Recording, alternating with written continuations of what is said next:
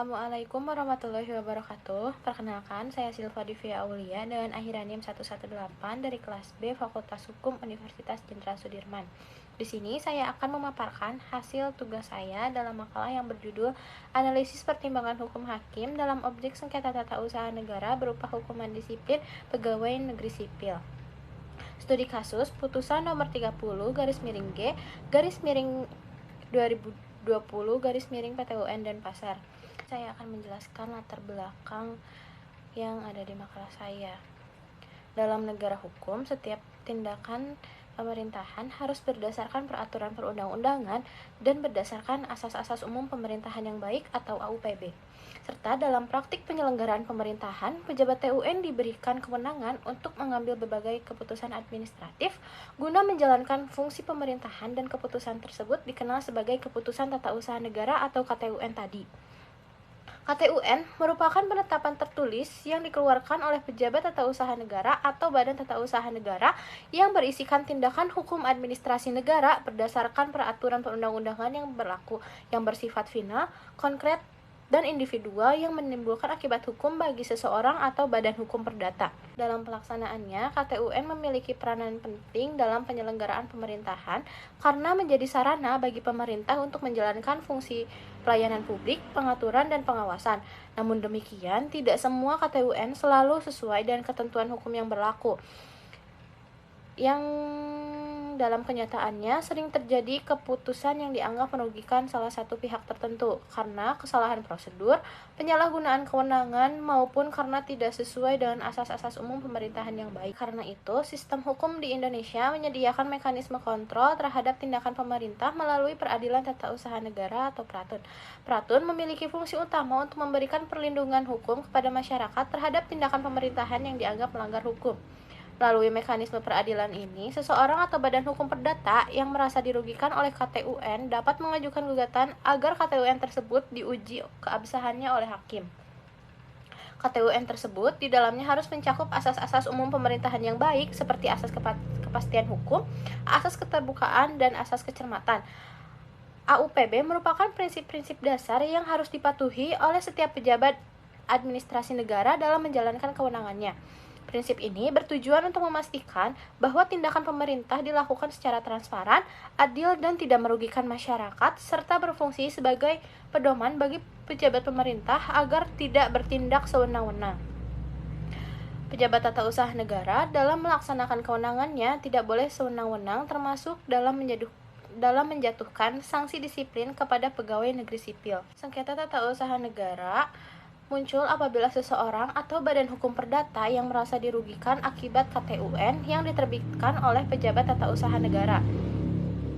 Salah satu sengketa yang sering muncul adalah sengketa mengenai keputusan hukuman disiplin PNS.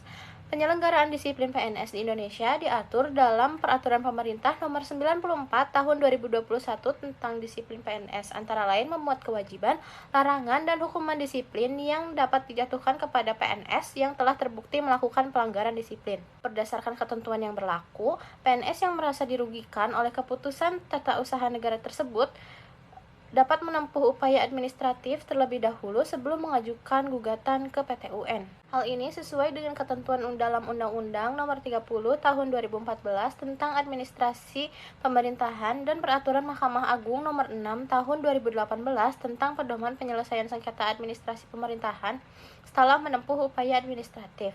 Selanjutnya, saya akan membahas rumusan masalah yang ada di dalam makalah saya. Yang pertama, ada duduk perkara putusan nomor 30 garis miring G garis miring 2020 garis miring PTUN Denpasar. Sengketa ini terdapat dua pihak, yaitu pihak penggugat dan pihak tergugat. Pihak penggugat adalah seorang pegawai negeri sipil yang bernama Zahrotunisa yang menjabat sebagai Kepala Seksi Kepatuhan Pelaksanaan Tugas Administrasi di Kantor Wilayah Direktorat Jenderal Bea dan Cukai atau DJBC Bali, NTB, dan NTT. Sedangkan pihak tergugat adalah Kepala Bidang Kepatuhan Internal Kantor Wilayah DJBC Bali, NTB, dan NTT.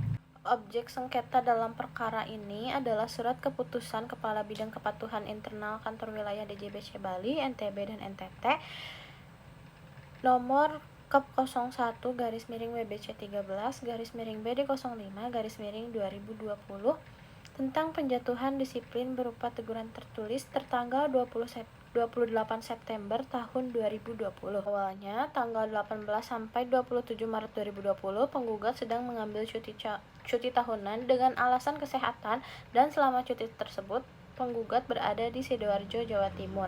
Pada tanggal 28 Maret 2020, penggugat menanyakan kepada atasan meminta saran terkait tindak lanjut setelah selesai cuti dengan mempertimbangkan kondisi pandemi COVID-19. Lalu atasan tersebut menyarankan penggugat untuk WFH.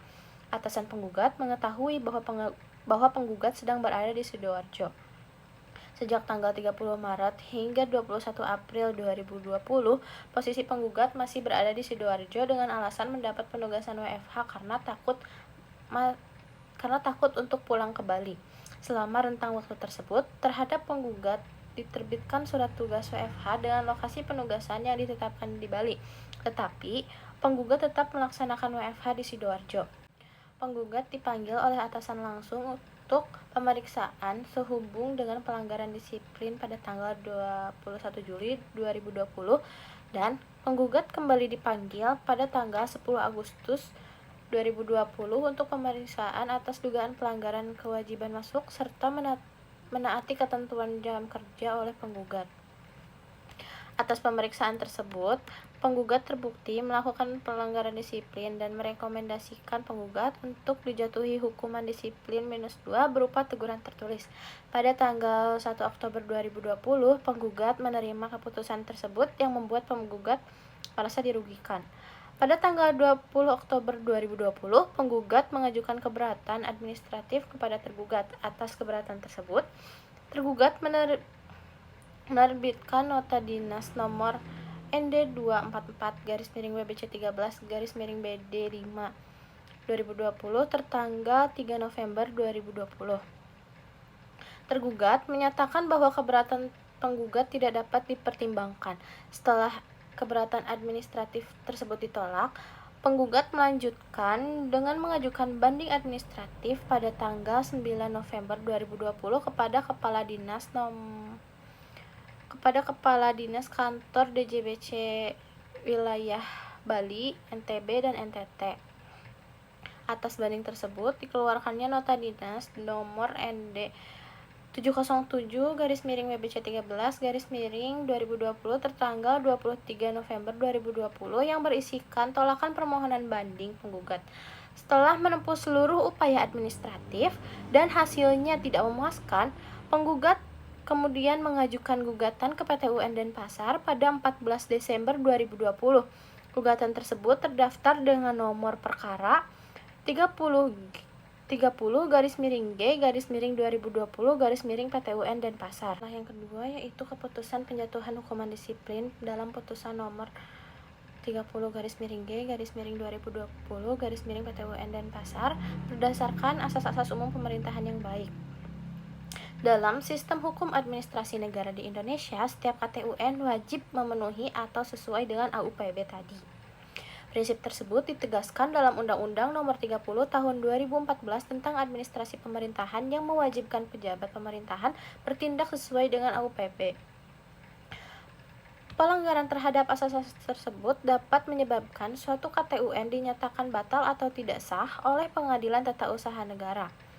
Putusan nomor 30 garis miring G garis miring 2020 garis miring PT UN Denpasar yang diputus oleh Pengadilan Tata Usaha Negara Denpasar, Majelis Hakim membatalkan KTUN penjatuhan hukuman disiplin tersebut karena di dalam KTUN tersebut menunjukkan adanya pelanggaran terhadap beberapa prinsip AUPB seperti asas kepastian hukum, asas keterbukaan, dan asas kecermatan. Pertama, ada pelanggaran asas kepastian hukum.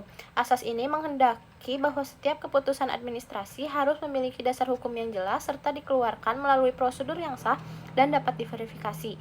Dalam pertimbangannya, Majelis Hakim menyatakan bahwa objek sengketa tersebut bertentangan dengan asas kepastian hukum karena objek sengketa terbit dengan didasarkan pada ketentuan perundang-undangan yang sudah tidak berlaku lagi.